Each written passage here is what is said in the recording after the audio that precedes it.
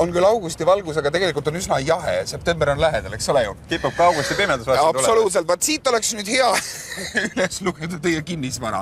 Kui te praegu vaatate siit oma kotka pilgul, tegelikult vaatate ikka selle pilguga, mul ei ole nagu niisugust ühtegi maja seal Toompea kandis, mul on nagu mujal. Et on need asjad alles või? Mis on see omaniku pilk? Teate, härra Ott, ma võin teile öelda. Te olete väga hea komplimendi tegija. Mina olen suur ärimees põhiliselt kasvu poolest.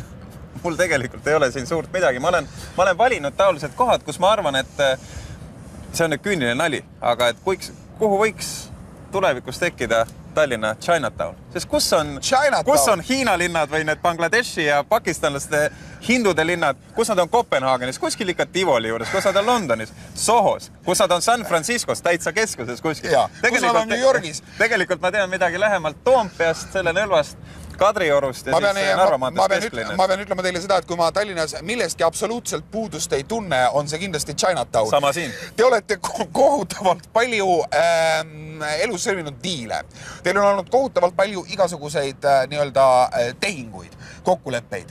Kuidas on teil suhe, kuidas te olete pääsenud, kui palju on teid lohku tõmmatud ja kui palju on õnnestunud teil kedagi lohku tõmmata? Õnneks ma ütlen, kuna ma ise ei ole mitte alati väga hea keskendumisvõimega ja tihti olen võib-olla inimeste hindamisel natukene pealiskaudne.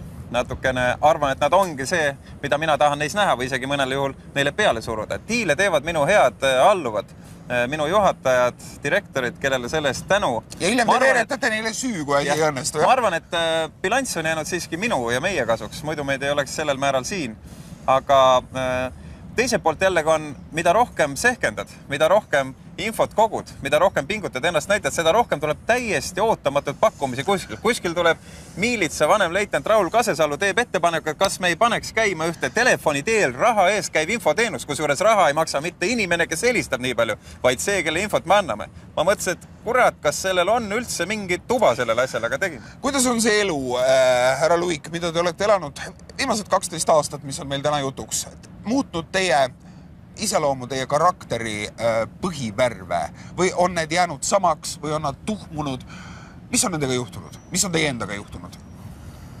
Ma arvan, et ma olen hakanud lõpetama telefonikõnesid liiga kiiresti. Ma teesklen või arvan ekslikult, et ma saan alu, mida mõni inimene tahab enne veel, kui ta on jõudnud suu lahti teha. Ma olen muutunud võib-olla natukene nostalgilisemaks. Viimasel ajal väga palju räägin oma koolikaaslastega, õpingukaaslastega rohkem kui vahepealsel perioodil, siis kui ei olnud lihtsalt aeg aknast välja. See on, nagu paljud ütlevad, vanadus ja märk millestki.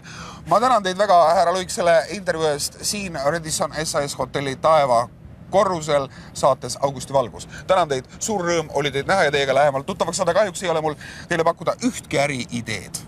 Tänan, härra Ott, küsimus teile. Ma tänan teid. Head vaatajad, me kohtume teiega siitsamast paigast juba homme õhtul viimases saates saatetsüklist Augusti valgus 2003.